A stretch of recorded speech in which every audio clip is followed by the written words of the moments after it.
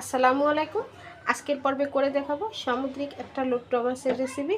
আশা করি রেসিপিটা আপনাদের কাছে ভালো লাগবে। যারা লুট্টো মাছ খেতে পছন্দ না করে তারাও কিন্তু একদম এভাবে করে রান্না করলে হাত চেটে পুটে খাবে।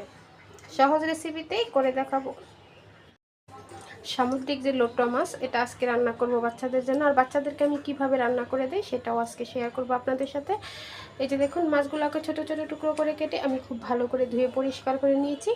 এখন এখানে লবণ, হলুদ, মরিচ সব কিছু দিয়ে মাছটাকে প্রথমত একটু মেরিনেট করে নিতে হবে। মেরিনেট করে নিয়েছি। এখন এখানে দিয়ে দিব আমি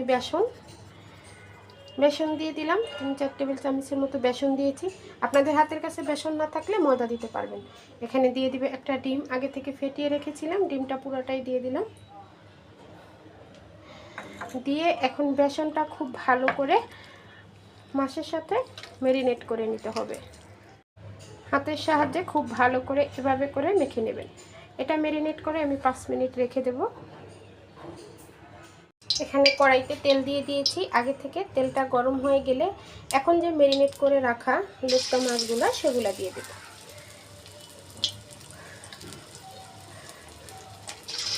আস্তে আস্তে করে সব মাছ দিয়ে দিব। একটা চামচের সাহায্যে দিয়ে দিলাম। যারা নতুন রাঁধুনি আছে তারা অবশ্যই চামচের সাহায্যে দেবে, তা না হলে কিন্তু তেলটা ছিটে হাতে আসতে পারে।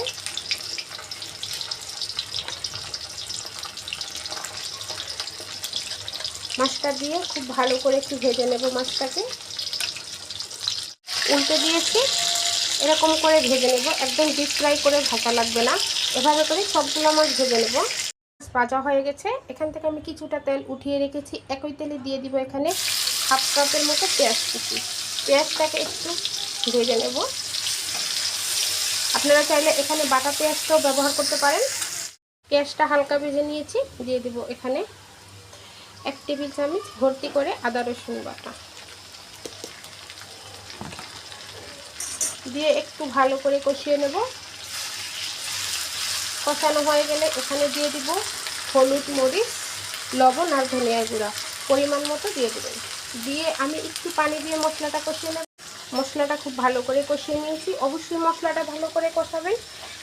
এখন সেই ফ্রাই করে রাখা মাছগুলো সব দিয়ে দেব। আসলে সমুদ্রের এই মাছগুলোতে প্রচুর পরিমাণে আয়রন থাকে, আর বাচ্চারা তো খেতে চায় না, তাই আমি এভাবে করে বাচ্চাদেরকে রান্না করে দিই। এভাবে করে রান্না করে দিলে ওরা খেতে খুব পছন্দ করে। এখন এখানে দিয়ে দিব 3টা কাঁচামরিচ মাঝখান থেকে কেটে দিয়েছি, একটা টমেটো দিয়ে দিলাম, আর দিয়ে দিব পরিমাণ মতো পানি। বেশি পানি দেব না, এখানে অল্প পানি দিয়ে দিলাম। এখন এটাকে মিডিয়ামে রেখে রান্না করব।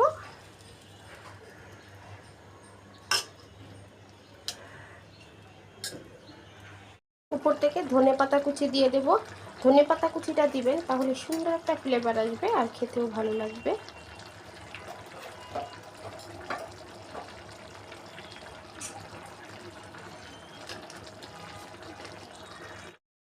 রান্নাটা কমপ্লিট হয়ে গেছে, আর চুলা থেকে নামিয়ে নিব এখন।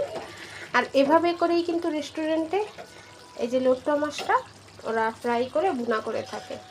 এভাবে একবার রান্না করে খেয়ে দেখবেন, আশা করি একবার খেলে বারবার খেতে মন চাইব। খুবই মজার একটা রেসিপি। আর যারা মাছ খেতে ভালো না বাসে, যারা এই মাছটা পছন্দই না করে, তাদেরকে এভাবে করে বানিয়ে খাওয়াবেন, দেখবেন আরেকবার খেতে চাইবে। আমিও ঠিক এভাবেই বাচ্চাদেরকে বানিয়ে দিই। এখন এটাকে চুলা থেকে নামিয়ে নেব। এই যে দেখুন, রান্নাটা কমপ্লিট হয়ে গেছে, আর আমি অন্য একটা বাটিতে পরিবেশন করে নিয়েছি। এই যে দেখুন, দেখতে কতটা লোভনীয় লাগছে, তাই না? দেখতে যতটা লোভনীয়, খেতে কিন্তু ততটাই লোভনীয়। আশা করি রেসিপিটা আপনাদের কাছে ভালো লেগেছে। ভালো লাগলে লাইক, কমেন্ট এবং বেশি বেশি করে শেয়ার করবেন। আর এভাবে করে বাসায় একবার বানিয়ে খাবেন। আল্লাহ হাফেজ।